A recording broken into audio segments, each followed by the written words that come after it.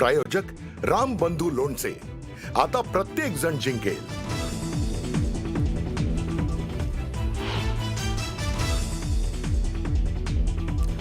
नाशिकमध्ये भाजप पक्षप्रवेशावरून रणकंदन. इतर पक्षातील कार्यकर्त्यांना भाजपामध्ये घेण्यास विरोध. नाराज कार्यकर्त्यांनी गिरीश महाजनांना अडवलं. कार्यकर्त्यांच्या नाराजीनंतरही पार पडला पक्षप्रवेश.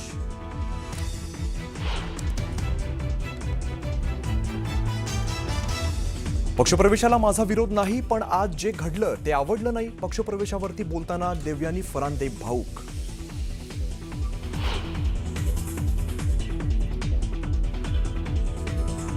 ठाकरे बंधूंची युती जाहीर, मात्र मोजक्या जागांचा पेच कायम. तोडगा न निघालेल्या जागांबाबत अद्याप ही चर्चा सुरू.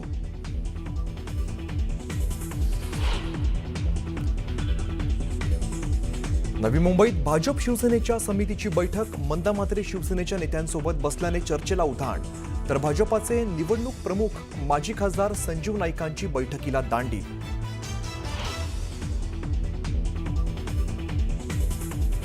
प्रशांत जगतापांच्या काँग्रेस प्रवेशाच्या मुद्द्यावरून पुणे काँग्रेस पदाधिकाऱ्यांमध्ये नाराजीचा सूर. जगतापांनी प्रवेश केल्यास काँग्रेस नगरसेवक भाजपाच्या वाटेवर जाण्याची शक्यता.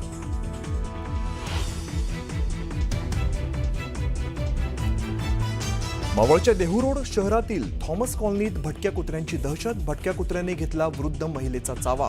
संपूर्ण घटना सीसीटीव्हीत कैद. आणि पुण्यामध्ये पुन्हा गुंडांची दहशत. पुण्याच्या वारजे परिसरात वाहनांची तोडफोड. संपूर्ण घटना सीसीटीव्हीत कैद.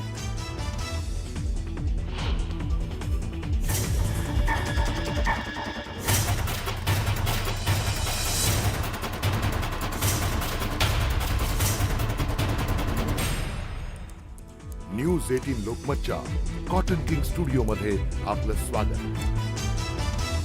नमस्कार, मी अमित कदरे. तुम्ही पाहता न्यूज 18 लोकमत. आणि या बुलेटिनची सुरुवात आपण एका मोठ्या बातमीने करूया. नव्या उमेदवारांना संधी देण्याचं शिवसेना उभाटा पक्षानं ठरवलंय, मात्र नातलगांची वर्णी लावण्यासाठी नेत्यांनीच पुढाकार घेतलेला आहे. मुंबई महापालिका निवडणुकीत नातलगांना उमेदवारी मिळण्यासाठी नेत्यांची लगबग असल्याची सूत्रांची माहिती आहे. 10 वर्षांनंतर लागलेल्या निवडणुकीसाठी कार्यकर्ते उमेदवारीसाठी इच्छुक आहेत, पण नेते आपला भाऊ, पत्नी, मुलगा आणि मुलीसाठी प्रयत्नशील असल्याचं दिसून येत आहे.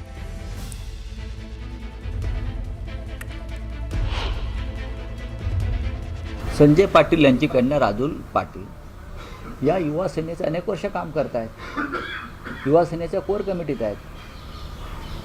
सुनील प्रभू यांचे चिरंजीव अंकित प्रभू हे अनेक वर्ष युवा सेनेच्या माध्यमातून महाराष्ट्रात काम करत आहेत. अजून तुम्ही कोणती नावं घ्या, मी तुम्हाला त्यांच्याविषयी माहिती द्यायला तयार आहे. काय ते अंकित प्रभू किंवा राजुल पटेल किंवा तुम्ही जे नावं घेताय ते कार्यकर्ते नाही आहेत का? माझे वडील कोणीतरी असतील, पण मी पण कार्य करतोय. आता मी ते आहे, सुनील राऊत काम करतायत म्हणून ते आमदार झाले. कार्यकर्तेच आहेत ना. असं अनेक ठिकाणी होतं, असं सर्वच पक्षात होत आहे. घराणेशाही सगळ्यात कुठे असेल तर तुम्ही पहा, भारतीय जनता पक्षाची घराणेशाही कुठेच नाही. मुंबईमध्ये ठाकरे बंधूंची युती जाहीर झाली असली तरी सुद्धा मोजक्या जागांचा पेच अजून सुद्धा कायम असल्याची माहिती सूत्रांची आहे. या मोजक्या जागांचा अद्याप या संदर्भात चर्चा सुरू असून लवकरच याबाबत तोडगा काढला जाण्याची शक्यता आहे. ज्या जागा मनसेच्या पारंपरिक आहेत त्यासाठी थेट राज ठाकरे हस्तक्षेप करणार असल्याचं समोर आलंय. तर दुसरीकडे उद्धव ठाकरे यांनी या जागा मनसेला सोडण्यासंदर्भात पुनर्विचार करावा, यासाठी राज ठाकरे उद्धव ठाकरेंसोबत चर्चा करणार असल्याची माहिती आहे.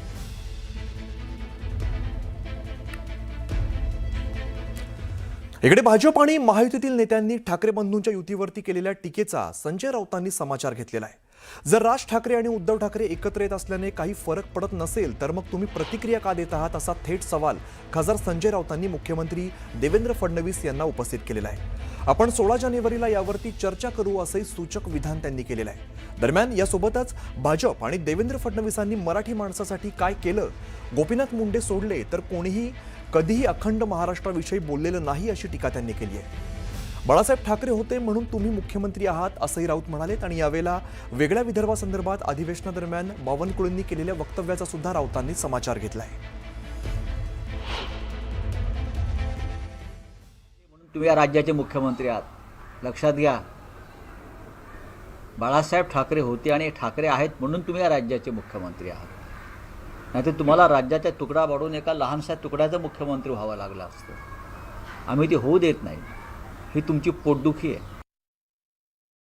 दरम्यान फडणवीसांनी केलेल्या टीकेचा राऊतांनी जोरदार समाचार घेतलाय, प्रत्युत्तर दिलंय. एकत्रित आले याचा मला आनंदच आहे. ते एकत्रित येण्यामुळे फार काही घडेल राजकीय दृष्ट्या असा जर कोणाचा समज असेल तर तो बाळबोध समज आहे.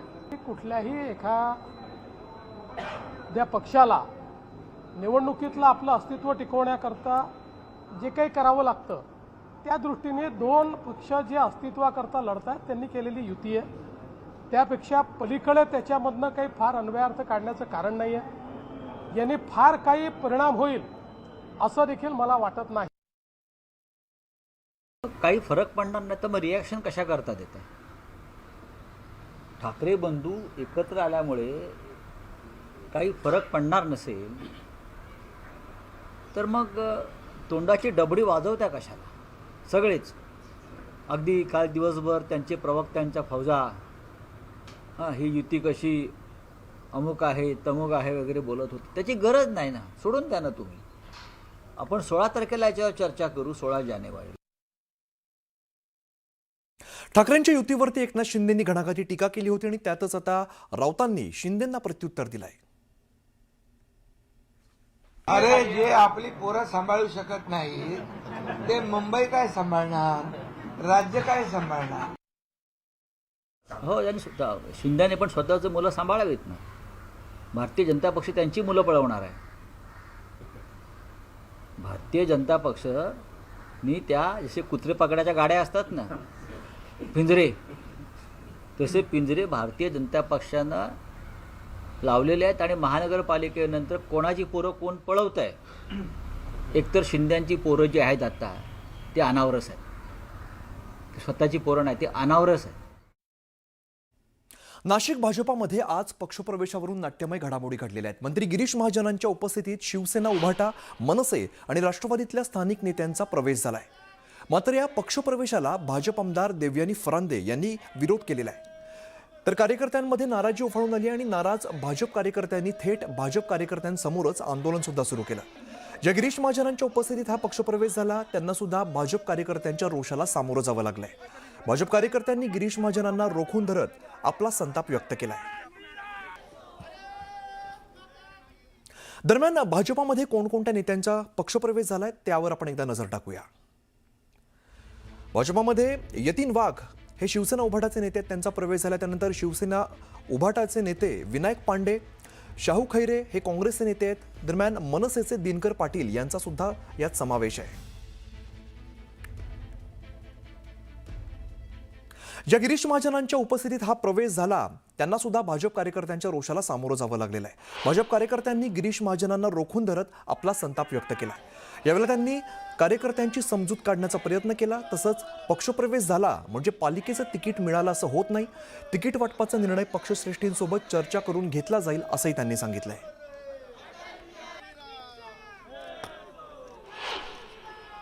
प्रमुख नेते विशेष करून विरोधी पक्षातले या ठिकाणी भारतीय जनता पक्षामध्ये प्रवेश करतायत. त्यामध्ये विशेष करून शाहू खैरे या ठिकाणी आहेत, यतीन वाघ आहेत, ते सुद्धा माजी महापौर आहेत, ते सुद्धा या ठिकाणी आहेत. विनायक पांडे माजी महापौर आहेत, ते सुद्धा या ठिकाणी आहेत. आणि दिनकर पाटील त्यांचा मनसेतून त्याच्या या ठिकाणी भारतीय जनता पक्षामध्ये येत आहेत. वरिष्ठांशी सुद्धा बोललं गेलेलं आहे काल परवापासून आणि सगळ्यांना बोलून विश्वासात घेऊनच या ठिकाणी प्रवेश केला गेला आहे. त्यांचा काही ठिकाणी विरोध आहे, त्या प्रभागामध्ये याला तिकीट द्यावं का त्याला द्यावं, पण अजून तिकिटाची प्रक्रिया कुठे आमची झालेली नाही. अजून आमची शिवसेनेची बोलणीसुद्धा सुरू आहेत, त्या बाबतीत वाटाघाटी झालेल्या नाहीत.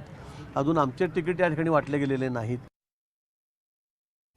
दरम्यान पक्षप्रवेशाला विरोध करणाऱ्या देवयानी फरांदे कार्यकर्त्यांना डावलल्याचं म्हणत भावूक झाल्या. गैरवरून येण्याचं कारण महत्त्वाचं म्हणजे मी एक अतिशय सामान्य कार्यकर्ती आहे आणि माझ्या डोळ्यासमोर जर कार्यकर्त्यांना बळी दिला जात असेल तर हे काही बरोबर मला वाटलं नाही. जे आज पक्षामध्ये आलेले आहेत, पक्षाची वरिष्ठ पदाधिकारी म्हणून मी त्यांचं स्वागत करते, पण आज जे काही घडलं ते मला काही आवडलेलं नाही आहे. अदरवाईज कोणाच्या पक्षाला, कोणाचा पक्षप्रवेशाला विरोध करण्याचं कारण नाही. कार्यकर्त्याच्या पाठीशी मला असं वाटतं की जे वर्षानुवर्ष कार्यकर्ते काम करतात आणि जर निवडून येण्याचे संकेत आपल्याला दिसत आहेत, तसं लोकप्रतिनिधी म्हणून मला वाटत होतं की ह्या ठिकाणी बाहेरून आलेला 1 आणि त्याच्याबरोबर 3 दिले तर निश्चित स्वरूपामध्ये पक्ष विजयी होईल. आणि एक महत्त्वाची बातमी समोर येते. माजी महापौर मीनाक्षी शिंदेंचा राजीनामा आलेला आहे. जिल्हा महिला प्रमुख पदाचा राजीनामा देण्यात आला आहे आणि ठाण्यामध्ये शिवसेनेमध्ये नाराजी नाट्य बघायला मिळत आहे. माजी महापौर मीनाक्षी शिंदेंचा राजीनामा बघायला मिळतोय. जिल्हा महिला प्रमुख पदाचा त्यांनी राजीनामा दिलेला आहे. ठाण्यामध्ये शिवसेनेमध्ये नाराजी नाट्य बघायला मिळते. अजित मांढरे आमचे प्रतिनिधी आपल्याला अधिकची माहिती देत आहेत. अजित, जिल्हा महिला प्रमुख जे आहेत त्यांनी पदाचा राजीनामा दिलाय, एकंदरीत नाराजी बघायला मिळते. त्या फक्त जिल्हा प्रमुख नाहीये तर त्या राज्यमंत्री दर्जा असलेल्या आर्थिक विकास महिला महामंडळाच्या अध्यक्ष होत्या. जे फक्त पत्र निघालं होतं पण त्याचा GR जारी केला नव्हता, तेव्हापासून ते नाराज होत्या. आणि आज कांदा बसायला, कावळा बसायला आणि बांधून तुटायला एक प्रकार घडला. त्यांच्या अत्यंत जवळचा त्यांच्या प्रभागातला वायचळ नावाचा एक शाखा प्रमुख आहे, त्याने शिवसेनेच्याच भूषण भोईर यांच्याविरोधात वक्तव्य केलं होतं काही चॅनल्सवरती की यांना तिकीट देऊ नका, कारण का भूषण भोईर हे ते स्थानिक पदाधिकारी नसून किंवा स्थानिक नसून दुसऱ्या ठिकाणी राहतात असं वक्तव्य केलं. त्यामुळे वायचळची तिथून शिवसेनेतून हकालपट्टी करण्यात आली. त्याचं पद जे आहे ते काढून टाकण्यात आलं आणि तो राग जो आहे किंवा ती नाराजी जी आहे ती मीनाक्षी शिंदे यांनी वरिष्ठांकडे व्यक्त केली होती. त्याला वायचळ याला काढलं म्हणून मीनाक्षी शिंदे यांनी राजीनामा दिलेला आहे. शिवसेनेचा अंतर्गत वाद आहे, प्रेशर टॅक्टिक आहे, पण ज्या पद्धतीनं सध्या निवडणूक वातावरण आहे त्या निवडणूक वातावरणामध्ये अशा पद्धतीनं राजीनामा देणं किंवा वरिष्ठांकडे कोणत्याही प्रकारे चर्चा न करून थेट राजीनामा देणं, यावर आता शिवसेनेच्या वरिष्ठांनी देखील संताप व्यक्त केला की जर मीनाक्षी शिंदे यांनी याबाबत वरिष्ठांनी चर्चा केली असती तर त्यातून मार्ग काढता आला असता. अशा पद्धतीने निवडणुकीच्या काळामध्ये या पद्धतीनं दबाव तंत्र वापरणं हे कितपत योग्य आहे याबद्दल देखील आता शिवसेनेचे वरिष्ठ नेते जे आहेत मीनाक्षी शिंदे यांना जाब विचारतील. निश्चित. अजित, धन्यवाद या सगळ्या माहितीसाठी. तर महत्त्वाची घडामोड म्हणावी लागेल, माजी महापौर मीनाक्षी शिंदेंचा राजीनामा आलेला आहे. जिल्हा महिला प्रमुख पदाचा त्यांनी राजीनामा दिलाय. ठाण्यामध्ये एकंदरीतच शिवसेनेत नाराजी नाट्य असल्याचं बघायला मिळत आहे. माजी महापौर मीनाक्षी शिंदेंनी राजीनामा दिलाय. जिल्हा महिला प्रमुख पदाचा त्यांनी राजीनामा दिलेला आहे.